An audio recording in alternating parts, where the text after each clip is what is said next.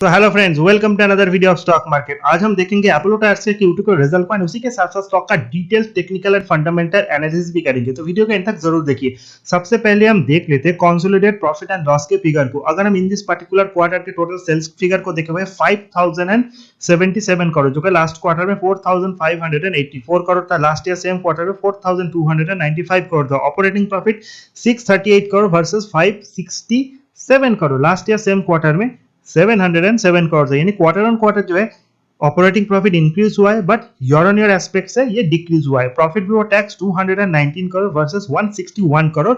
Last year same quarter में loss था 315 करोड़ का। यानी quarter on quarter, year on year, both this aspect of profit before tax जो है वो अच्छा है। Net profit 174 crore against 128 crore. Last year same quarter में नेगेटिव 246 करोड़ था। 174 करोड़ इज अ प्रॉफिट जो क्वार्टर ऑन क्वार्टर बेसिस पे अच्छे, यानी रिजल्ट अच्छे क्वार्टर ऑन क्वार्टर बेसिस पे। बट अगर हम इस पर्टिकुलर कंपनी के प्रीवियस कुछ रिजल्ट को देखें, सो मार्च 2021 में कंपनी का रिजल्ट और भी अच्छा था, जहां पे कंपनी ने 27 करोड़ प्रॉफिट शो किया था। दिसंबर 2020 में तो 444 crore. So comparing to that, result is not that good, but quarter on quarter improvement, यानी जून क्वार्टर में कंपनी का रिजल्ट जो घटा था उससे इंप्रूवमेंट। आई होप आने वाले टाइम में कंपनी का सेल्स और बढ़े एंड नेक्स्ट क्वार्टर में कंपनी का जो प्रॉफिट वो 250 करोड़ से ऊपर हो। अगर हम इस पर्टिकुलर कंपनी के स्टैंडअलोन फिगर को भी देखें तो sales 3650 crore versus 3220 crore. Operating profit 376 crore versus 334 crore. Profit before tax 123 crore versus 89 crore and net profit 90 crore versus 68 crore, जहां पे दिसंबर में 335 करोड़ एंड मार्च में 225 crore. So these are the not all time best, but quarter on quarter basis पे रिजल्ट इंक्रीज हुए। इसलिए जो स्टॉक के ऊपर इसका इंपैक्ट पड़ेगा वो पॉजिटिव पड़ेगा। मैं ये नहीं कह रहा हूँ कि बहुत स्टॉक ऊपर की तरफ जाएगा, but I don't think so stock negative खुले। शायद अगर ऊपर की तरफ खुले प्रॉफिट बुकिंग आ सकता है, बट रिजल्ट इज गुड। अगर इस कंपनी के हम इसी के साथ साथ शेयर होल्डिंग पैटर्न को देखें, प्रोमोटर्स के पास 37% स्टेक है, एफआई के पास 20.48, एफआई डीआई के पास 18% एंड पब्लिक होल्डिंग 22%। यानी share holding pattern is good, जहां पे एफआईआई, डीआईआई, प्रोमोटर्स, पब्लिक सभी के पास नीले चूले से स्टेक है।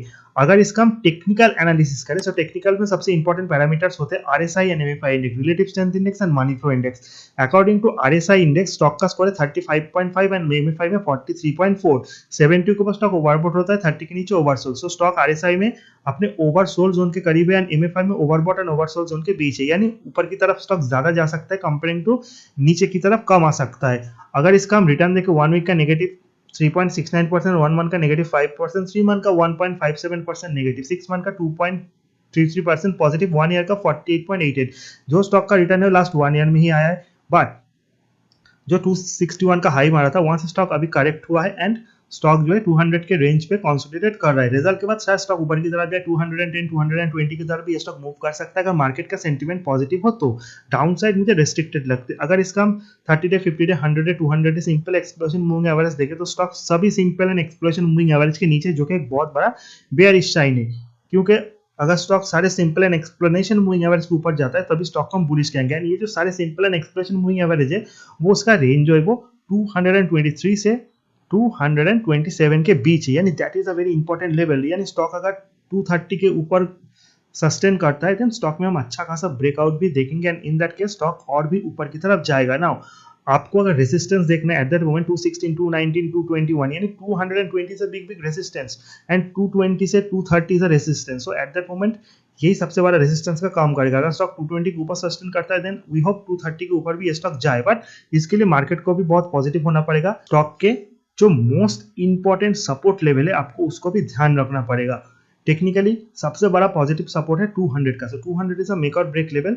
सो आपको इस पर्टिकुलर लेवल के ऊपर बिल्कुल ध्यान रखना पड़ेगा। नाउ अगर इस स्टॉक के हम फंडामेंटल एनालिसिस को और ज्यादा एक्सपेंड करें एंड इसके पीएर्स के साथ कंपेयर करें, सो in this particular field Balkrishna Industries is a number one company with 47,557 crore market cap। MRF का भी 32,778 करोड़ का मार्केट कैप है। अपोलो टायर्स जो है नंबर 3rd पे भी 13,521 crore market cap, but valuation wise stock is very very good because इसका जो वैल्यूएशन है वो 13 से 16 के बीच का है, जो इसे अट्रैक्टिव बनाता है compare to Balkrishna and MRF.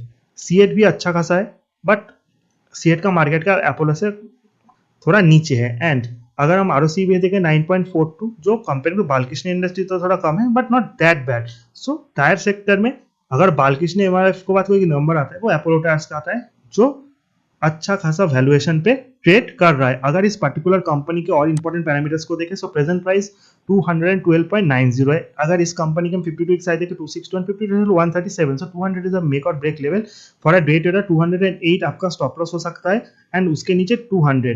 अगर ऊपर की तरफ ये 220 को ब्रेकआउट देता है, सो 230 is a next resistance for this particular stock, जिसको आपको ध्यान पे रखना पड़ेगा। I don't think so in this circumstances stock 200 के नीचे जाएगा। करेक्शन में बाय कीजिए एंड स्टॉप लॉस के साथ इसको होल्ड कीजिए। अगर इस कंपनी के हम चार्ट को भी देखें, so as you can see, अगर इस पर्टिकुलर कंपनी का हम लास्ट 5 डेज का भी चार्ट देखें तो स्टॉक का हाई 220 के ऊपर गया था बट वहां पे स्टॉक सस्टेन नहीं कर पाए एंड जो लो है वो 208 एंड 9 है। That is the thing, 200 is a very important support then 200। And जिस तरह का रिजल्ट डिक्लेयर किया, आई डोंट थिंक सो बहुत नीचे जाएगा, बट मार्केट के सेंटीमेंट के ऊपर भी ये चीज डिपेंड करती है। तो अपोलो टायर्स को लेकर मेरा एक शॉर्ट टर्म एनालिसिस वीडियो अच्छा लगे चैनल को लाइक सब्सक्राइब और शेयर करना बिल्कुल मत भूलिए। See you in the next video guys, till then good bye.